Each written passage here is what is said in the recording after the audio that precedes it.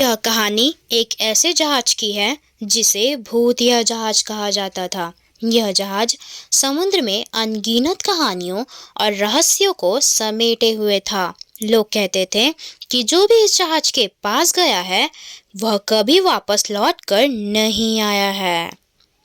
कई साल पहले की बात है। ब्लैक पर्ल नाम का यह जहाज व्यापार के लिए इस्तेमाल होता था, लेकिन एक रात समुद्र में भयंकर तूफान आ गया। जहाज के सभी यात्री और नाविक समुद्र में ही समा गए। तब से जहाज किसी अनजान ताकत के वश में हो गया था। रात के समय यह जहाज समुद्र के बीचों बीच प्रकट होता है और अपनी डरावनी आवाज से हर किसी को भयभीत कर देता है। कहते हैं कि जहाज पर मरने वाले लोगों की आत्माएं अब भी वहीं कैद है। वहीं एक आदित्य नाम का युवक रहता था जो एक साहसी और जिज्ञासु नाविक था। आदित्य ने भूतिया जहाज के किस्से सुन रखे थे, लेकिन वह इन बातों पर विश्वास नहीं करता था। उसने ठान लिया कि वह इस जहाज की सच्चाई का पता लगा कर ही रहेगा। आदित्य के दोस्तों ने उसे समझाया, यह मत कर आदित्य, हमने सुना है कि जो भी उस जहाज पर गया है वह कभी लौटकर वापस नहीं आया है। लेकिन आदित्य ने उनकी बात नहीं मानी। उसने कहा, भूत प्रेत जैसी कोई चीज नहीं होती भाई, मैं खुद जाकर देखूंगा कि यह जहाज इतना डरावना है क्यों आखिर। आदित्य ने अपने जहाज को तैयार किया और दो सबसे भरोसेमंद साथियों अर्जुन और समीर को अपने साथ ले लिया। तीनों ने मिलकर अपनी यात्रा को शुरू किया। समुद्र शांत था, लेकिन जैसे जैसे रात गहरी होती गई माहौल वहां का बदलता गया।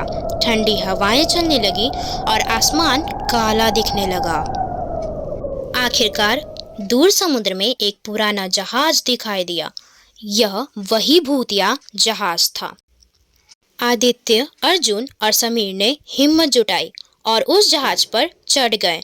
पूरा जहाज वीरान पड़ा था, लेकिन उसमें से मानो किसी के रोने और चीखने की आवाजें आ रही हो। आदित्य ने कहा, यह सब हवा और हमारे डर का असर है, हमें अंदर चलकर देखना चाहिए। वे तीनों जहाज के मुख्य कक्ष की ओर बढ़े। जहाज पर हर तरफ धूल और जाले जमी थी। जैसे ही वे मुख्य कक्ष में पहुंचे, जहाज के दरवाजे अपने आप ही बंद हो गए।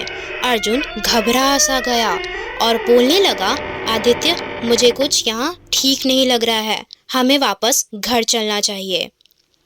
लेकिन आदित्य ने कहा, डरने की कोई बात नहीं है भाई, यह सब सिर्फ पुराने जहाज के टूटे फूटे हिस्सों की वजह से हो रहा है, तुम डरो मत। तभी एक जोरदार ठहाका गूंजा। आवाज इतनी डरावनी थी कि उनकी रूह कांप उठी। तुमने इस जहाज पर कदम रखने की हिम्मत कैसे की? क्या तुम्हें इसके बारे में कुछ पता नहीं है? आदित्य ने साहस बटोरते हुए कहा, तुम कौन हो और यह जहाज ऐसा क्यों है? आखिर इसका राज क्या है? परछाई ने कहा, मैं इस जहाज का कप्तान हूँ। सालों पहले इस जहाज को तूफान में डुबो दिया गया था। मेरी पूरी टीम और यात्री इस जहाज के साथ मारे गए। तब से हमारी आत्माएं इस जहाज पर फंसी हुई है। आदित्य ने पूछा, तुम्हारी आत्मा को शांति कैसे मिल सकती है, मुझे बताओ। कप्तान ने कहा, यह जहाज एक अभिशाप का शिकार है। हमें तभी मुक्ति मिलेगी जब कोई साहसी व्यक्ति हमारी कहानी को दुनिया के सामने लाएगा और हमारे खोए हुए खजाने को वापस करेगा। आदित्य ने तय किया कि वह इस जहाज के खजाने को खोजेगा। कप्तान की आत्मा ने उन्हें खजाने का पता बताया, जो जहाज के सबसे निचले हिस्से में छिपा हुआ था। लेकिन वहां तक पहुंचना आसान नहीं था।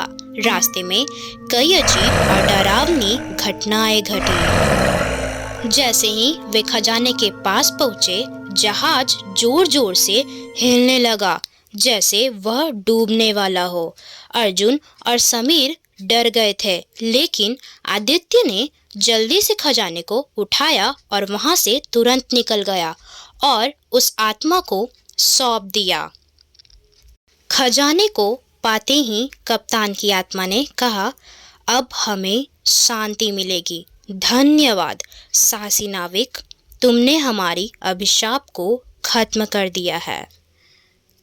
जहाज धीरे धीरे गायब होने लगा और आदित्य, अर्जुन और समीर अपने जहाज पर वापस आ गए। उन्होंने इस घटना को अपने गांव और दुनिया के सामने लाया और सारी बातें बताई।